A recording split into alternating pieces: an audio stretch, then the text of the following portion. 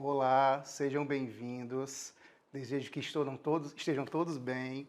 Eu me chamo Antônio Carlos, sou professor de Química da Rede Pública Estadual de Ceará e atualmente eu estou na Secretaria de Educação como coordenador regional do projeto Professor Diretor de Turma. Projeto esse que, diga-se de passagem, né, eu já gostaria de publicizar, que eu admiro muito, acho muito importante para consolidar a educação integral dos nossos estudantes. E falando em coisa boa, eu trouxe hoje aqui para vocês uma aula de Química com questões do Enem, das últimas edições, que eu julguei questões bastante objetivas e justas, né, para quem está aí estudando e acompanhando os conteúdos.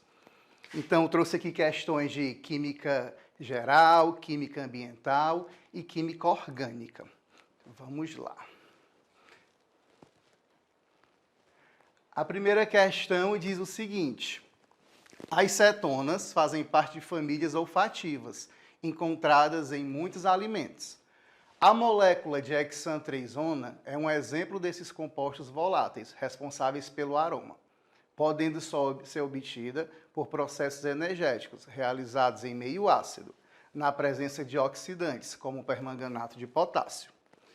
Para se produzir esse composto volátil em laboratório, deve-se oxidar a molécula D.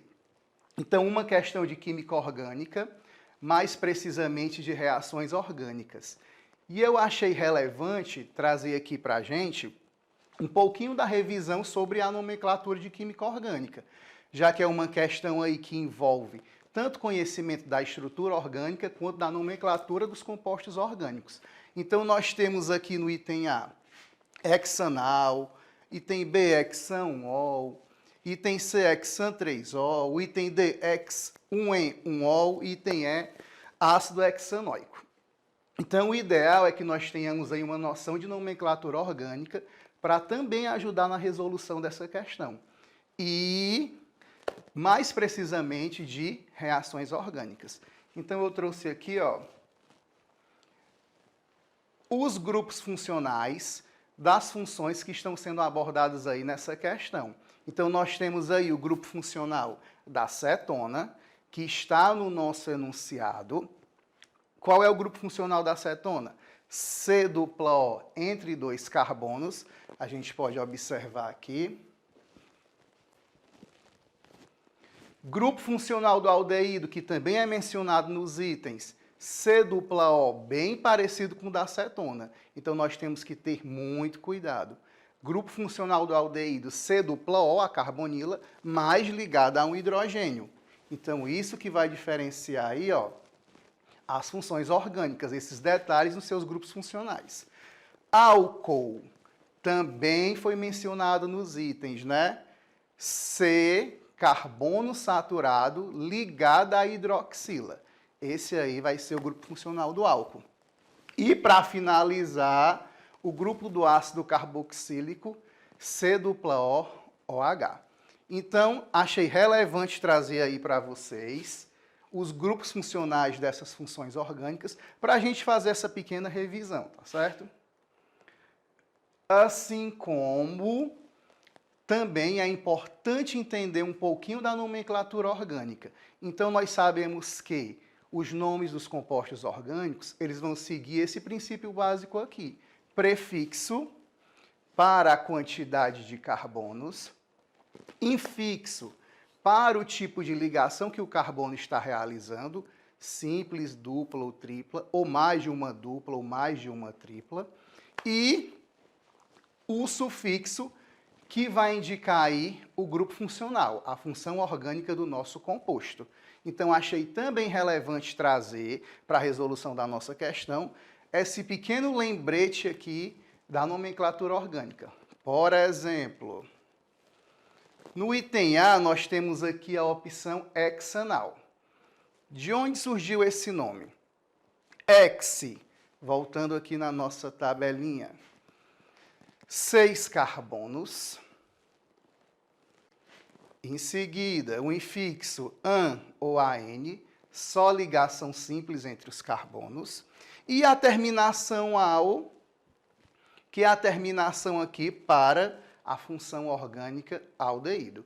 Então, seguindo essa tabela, seguindo esses passos, prefixo, infixo e sufixo, a gente consegue aí montar a nomenclatura dos compostos orgânicos.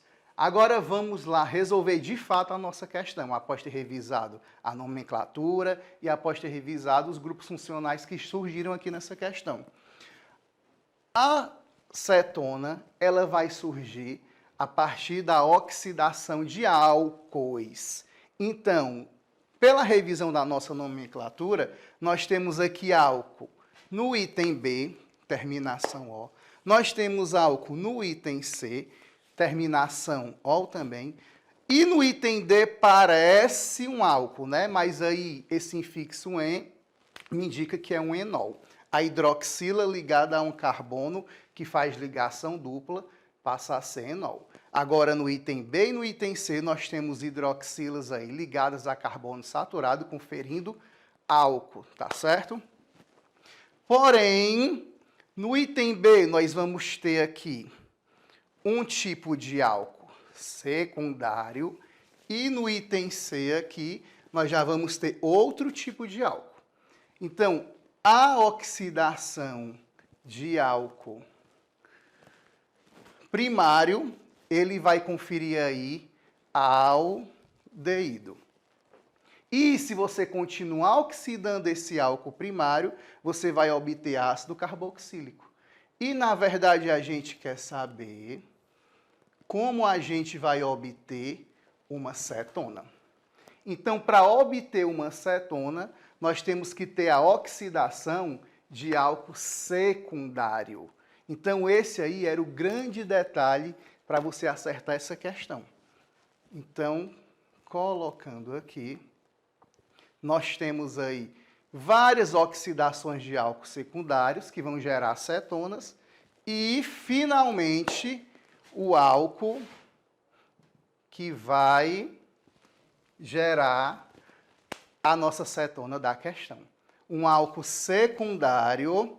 Por que esse álcool é secundário? Porque a sua hidroxila está ligada a um carbono que está ligado a dois outros carbonos. Então, por isso que esse aqui vai ser um álcool secundário. Quantos carbonos esse álcool possui? Vou pegar aqui. 1. Não esqueçam desse. 2, 3, 4, 5, 6. Então, um álcool que tem 6 carbonos. Olha a nossa revisão lá da tabelinha. Hex. Entre os carbonos só tem ligação simples. Quando entre os carbonos só tem ligação simples, o AN. No carbono 3, nós temos algo muito importante. Começar a numeração daqui, ó. 1, 2, 3. Por quê, professor? Porque se você começar a numeração do outro lado, olha onde é que fica a nossa hidroxila. 1, 2, 3, 4. Então, se você tem a opção de colocar o grupo funcional do álcool num carbono de menor número possível, é isso que nós devemos fazer, tá? Então, no carbono 1, 2, 3, nós temos aí a nossa hidroxila, que representa a função álcool, tá? Terminação de álcool, ol.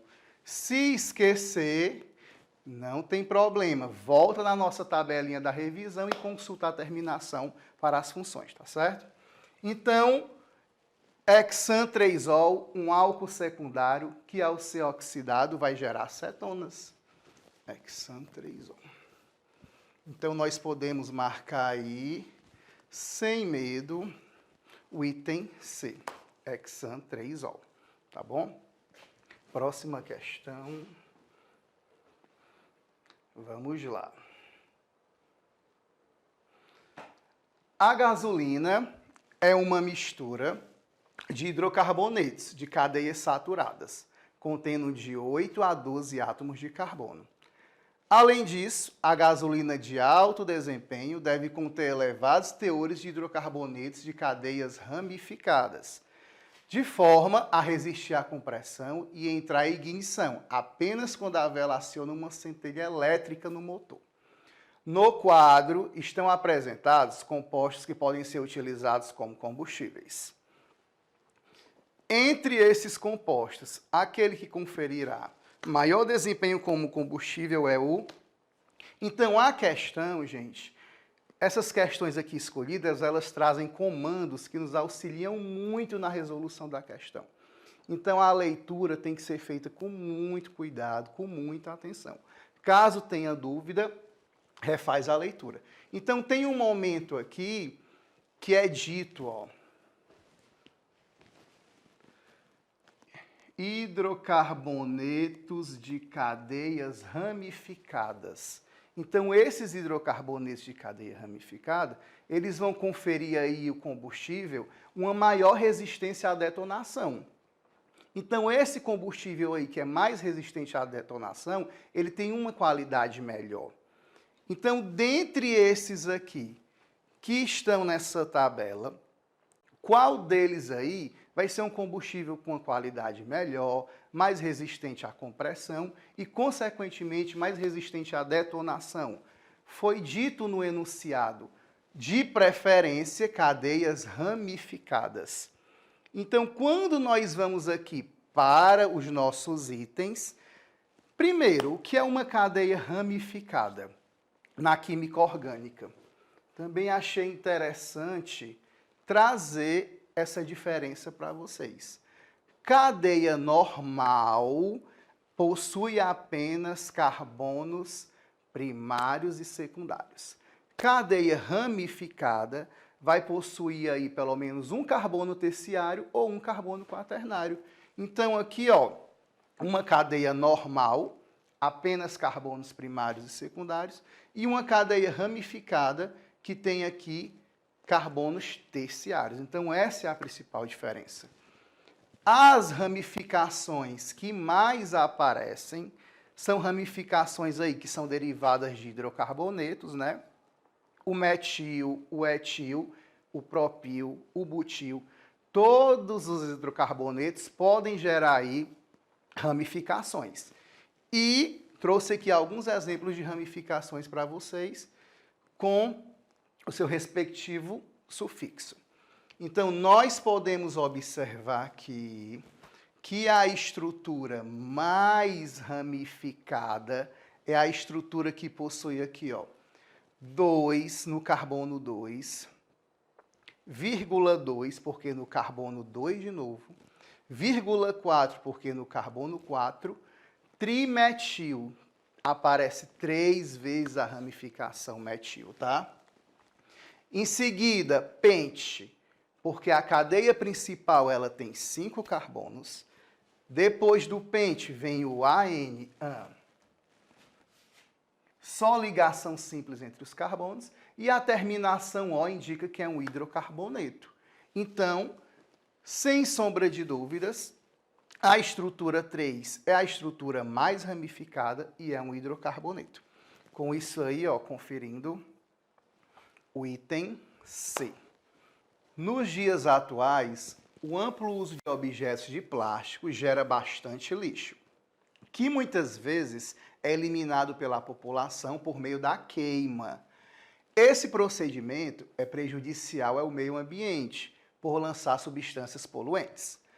Para constatar esse problema, um estudante analisou a decomposição térmica do policloreto de vinila, PVC, um tipo de plástico, cuja estrutura é representada na figura. Em seguida tem a estrutura orgânica, né? Na verdade, um monômero da estrutura orgânica desse polímero, que ele é gigantesco. Então, na verdade, nós temos várias dessas estruturas aí ligadas, tá? Para formar o PVC. Para realizar esse experimento, o estudante colocou uma amostra de filme de PVC em um tubo de ensaio e o aqueceu, promovendo a decomposição térmica. Houve a liberação majoritária de um gás diatômico heteronuclear. Importantíssimo isso aqui, tá bom? Houve a liberação, ao queimar o plástico, de um gás diatômico heteronuclear, que foi recolhido em um recipiente acoplado ao tubo de ensaio. Esse gás, quando borbulhado em solução alcalina diluída, outra informação importantíssima, solução alcalina diluída, contendo um indicador ácido-base, alterou a cor da solução. Muita atenção aí. Além disso, em contato com uma solução aquosa de carbonato de sódio, Na2CO3, liberou gás carbônico. Qual foi o gás liberado? Majoritariamente na decomposição térmica desse tipo de plástico. Então, gente, a questão trouxe aí vários comandos que vão nos auxiliar a chegar na resposta certa. Primeiro comando, gás diatômico heteronuclear. Então, é um gás formado por dois átomos e ele é heteronuclear, ou seja, os átomos são diferentes. Então, com isso, nós já podemos eliminar aqui ó, o H2, porque ele é um gás diatômico homonuclear, dois átomos de hidrogênio. Já podemos eliminar o Cl2 pelos mesmos motivos. E, como é diatômico, aqui nós temos um gás com 3 átomos, já podemos também eliminar o CO2. Então, restou aí o monóxido de carbono, CO, e o ácido clorídrico, HCl. Vamos para os próximos comandos. Esse gás liberado com a queima do plástico foi borbulhado em uma solução alcalina diluída, contendo indicador ácido-base, e teve mudança de cor. Então, nós sabemos que soluções básicas em contato com ácidos tendem aí a ter uma mudança de cor no meio, né? E o indicador ácido-base que está presente nos informa isso. Então, nós temos aí já mais alguns indícios que nos levam a crer que esse gás seja o HCl, caráter ácido. Vamos para o terceiro e último comando, e super importante. Além disso, em contato com uma solução aquosa de carbonato de sódio, liberou gás carbônico. Então, olha aqui o que eu trouxe para vocês. Primeiro, eu resolvi aí trazer a escala do pH, né, para fazer esse lembrete, já que no enunciado da questão foi falado sobre a solução básica diluída. Então, não vamos esquecer dessa escala do pH. Quanto mais próximo de zero, maior a tendência de ser ácido. Quanto mais perto do 14, maior a tendência de ser básico ou alcalino, tá certo? Então, eu trouxe aí para vocês o carbonato, que foi falado no enunciado, bem aqui no fim, carbonato de sódio, Na2CO3. E nós podemos observar aqui na estrutura do carbonato os dois sódios, por isso que é Na2, e CO3, tem um carbono e 3 oxigênios. Então, como é que vai acontecer essa reação do ácido clorídrico com o carbonato de sódio? Nós temos aqui o sódio carregado positivamente, então ele vai sentir uma atração pelo cloro, que é mais eletronegativo. Vai ter essa atração. O cloro, ele carrega com ele carga negativa. Esse elétron que ele está compartilhando com o hidrogênio estão mais próximos dele por conta da sua eletronegatividade. Então, nós temos aqui que usar duas moléculas de cloro, porque nós temos aqui 2 sódios disponíveis, tá certo? Então, é dessa maneira que vai acontecer na reação entre o ácido clorídrico e o carbonato de sódio. Quando isso aqui acontece, nós já vamos formar Na2 duas vezes o NaCl, porque nós temos aí 2 sódios no carbonato de sódio e nós temos aqui 2 cloro sendo utilizado. Tá certo? Então, é dessa maneira que começa a acontecer nossa reação entre o ácido clorídrico e o carbonato de sódio. Na nossa equação, nós temos aí o produto que foi mencionado no enunciado, o gás carbônico, CO2, e nós temos a água. A água surge justamente da interação desses dois hidrogênios dos ácidos com o oxigênio aqui do carbonato de sódio. Então, dois hidrogênios se unem a um oxigênio do carbonato de sódio.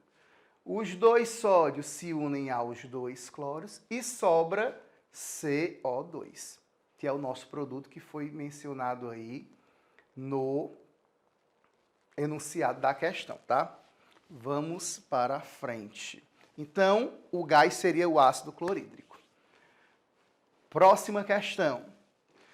Os solos amazônicos, ricos em silicato, não são apropriados para o cultivo, por serem incapazes de reter nutrientes. Contudo, descobertas arqueológicas têm demonstrado que os antigos habitantes da Amazônia dominavam a técnica de preparo de um insumo agrícola natural, denominado terra preta. Esse insumo era constituído principalmente de uma espécie de biocarvão, obtida da queima de matéria orgânica, como troncos de árvores, pedaços de ossos e esterco, capaz de manter um solo fértil por anos. Admite-se que o efeito do biocarvão na fertilização do solo estava, em parte, relacionado à presença de grupos orgânicos do tipo carboxilato em sua superfície, carregados negativamente. Esses grupos atraem íons positivos, necessários como nutrientes, tais quais os provenientes do potássio, do cálcio e do magnésio, além de micronutrientes como o zinco e ferro. Essa ligação no solo fertilizado é predominantemente iônica. Então, veio aqui no enunciado uma informação muito importante. Então, não vamos esquecer aqui desse predominantemente iônica, tá? Conforme ilustra a figura, em que N+, representa os cátions metálicos. De acordo com a escala de Pauling, a eletronegatividade do elemento oxigênio é igual a 3,44. O quadro apresenta os valores de eletronegatividade desses 5 elementos metálicos. O cátion que resultará em uma interação de maior caráter iônico com o ânion carboxilato será aquele proveniente do elemento. Então, uma questão que traz aí a base da eletronegatividade. Então, nós temos aqui, foi dito para a gente que o ânion carboxilato, que possui o oxigênio, de eletronegatividade altíssima, 3,44. Então, nós já sabemos que o oxigênio ele gosta muito de atrair os elétrons. Ele é muito eletronegativo. E eu resolvi trazer aqui para vocês um pouquinho dessa propriedade periódica chamada eletronegatividade.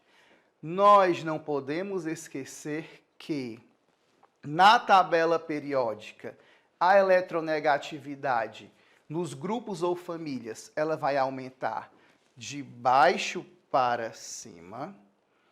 E a eletronegatividade na tabela periódica nos períodos, que são 7, vão aumentar aqui nesse sentido, da setinha vermelha, tá certo? Então, é importante que a gente saiba o que é eletronegatividade, qual sua variação na tabela periódica. Então, o oxigênio ele é muito eletronegativo. Eu trouxe aí na tabela periódica a posição dos demais elementos que surgiram aí nos itens para a gente analisar. Então, a gente percebe aí que realmente o potássio, ele é um dos menos eletronegativos. E, por mais que a gente não tivesse essa visão da tabela periódica, foi dada a tabela de Pauling, mostrando aí que o potássio ele tem uma eletronegatividade muito baixa. Então, o ideal para interagir com o oxigênio que já tem eletronegatividade alta, o ideal é que seja um elemento que tenha eletronegatividade baixíssima. Porque aí, essa interação entre o íon carboxilato e o cátion vai ficar cada vez mais eficiente. Então, o oxigênio ele é muito eletronegativo, então ele precisa de um elemento que não seja tão eletronegativo para que essa interação aconteça de forma eficiente. Então, sem sombra de dúvidas, o que possui menor eletronegatividade vai interagir melhor com o oxigênio, vai se sentir mais atraído e, consequentemente, o solo vai ficar mais fértil. No caso, o item A, potássio. Próxima questão. Entre os medicamentos mais comuns consumidos para o alívio da dor está o ibuprofeno, um composto quiral, informação importante, com ação anti-inflamatória e efeito analgésico, que é comercializado como fármaco opticamente puro, ou seja, sem a mistura com outro isômero óptico. A fórmula estrutural plana do ibuprofeno é: além do ibuprofeno, destacam-se também os princípios ativos a seguir, presentes em outros medicamentos para o alívio da dor. E é mostrada aí a estrutura orgânica de vários outros princípios ativos, né? O princípio ativo, que apresenta o mesmo tipo de isomeria espacial que o ibuprofeno, é. Então, eu achei relevante trazer para vocês a definição de isomeria. Então, assim como na língua portuguesa, que letras diferentes, da maneira que são ordenadas aí, podem formar palavras com sentidos completamente diferentes, isso também acontece na química orgânica. Então, na química orgânica, nós temos esse fenômeno chamado de isomeria, no qual nós temos a mesma quantidade de átomos, nós temos os mesmos átomos, ou seja, a mesma fórmula molecular, só que dependendo da organização do rearranjo dos átomos, nós podemos ter aí compostos com propriedades físicas e químicas e até funções completamente diferentes. Então, aqui, nós temos um álcool. Como que eu sei que é um álcool? Hidroxila OH ligado a carbono saturado. Ao lado eu tenho um éter. Como que eu sei que é um éter? O oxigênio no meio dos dois carbonos. Então são funções orgânicas completamente diferentes. Mas o que é que elas têm em comum? Os dois aí possuem 2 carbonos, C2. Os dois aí possuem 6 hidrogênios, H6. E os dois aí possuem um oxigênio, O. Então percebam aí que o rearranjo dos átomos estão diferentes, mas ambos possuem a mesma fórmula molecular, mesma quantidade de carbono, hidrogênio e oxigênio. Então, essa é a base da isomeria na química orgânica, tá? Só que nós temos 3 tipos de isomerias. Nós temos a isomeria plana ou constitucional, nós temos as isomerias espaciais, que é a geométrica e a óptica. E a nossa questão falou justamente da isomeria óptica. Porque a nossa questão falou em carbono quiral. E o que é carbono quiral, professor? Resolvi trazer para vocês aqui o carbono quiral, que vai tornar a molécula aí assimétrica. Então, o carbono quiral, que faz o ibuprofeno ter um isômero óptico é esse carbono aqui, ó, que ele possui 4 ligantes diferentes. Então, observem que o carbono quiral, esse aqui que eu vou destacar, ele possui 4 ligantes diferentes. Radical 1, radical 2, radical 3 e radical 4. Esses 4 ligantes aí diferentes vão fazer com que esse carbono seja quiral, também chamado de carbono assimétrico. E é esse carbono aí que vai conferir isomeria óptica às moléculas. Então, os isômeros opticamente ativos, eles são muito parecidos. Eles são tão parecidos que um é a imagem especular do outro. Porém, tem uma diferença. Um isômero óptico desvia a luz polarizada para a direita, que a gente chama de isômero D, o destrógeno, e outro isômero óptico vai desviar o plano da luz polarizada para a esquerda, que a gente chama de isômero levógeno ou L. Então, coloquei aqui até o exemplo do ácido lático, o isômero D, destrógeno, e o isômero levógeno. E, apesar deles terem estruturas aí bastante semelhantes, eles vão ter propriedades e formas de obtenção completamente diferentes. Então, essa questão trata basicamente de isomeria óptica, mais precisamente de carbono quiral ou carbono assimétrico. Voltando para a nossa questão e recapitulando, o princípio ativo que apresenta o mesmo tipo de isomeria espacial que o ibuprofeno é.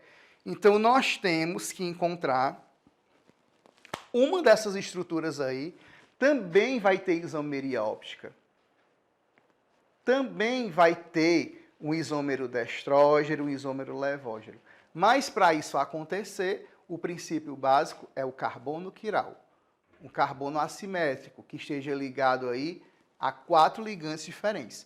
E nós podemos observar que aqui existe esse carbono quiral.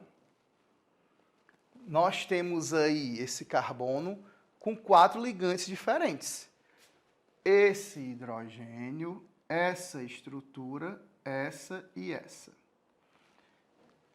Então, esse carbono com 4 ligantes diferentes é o nosso carbono assimétrico, é o nosso carbono quiral. Então, por conta dele, a mesma estrutura aí que vai apresentar a isomeria do ibuprofeno, butil brometo de escopolamina.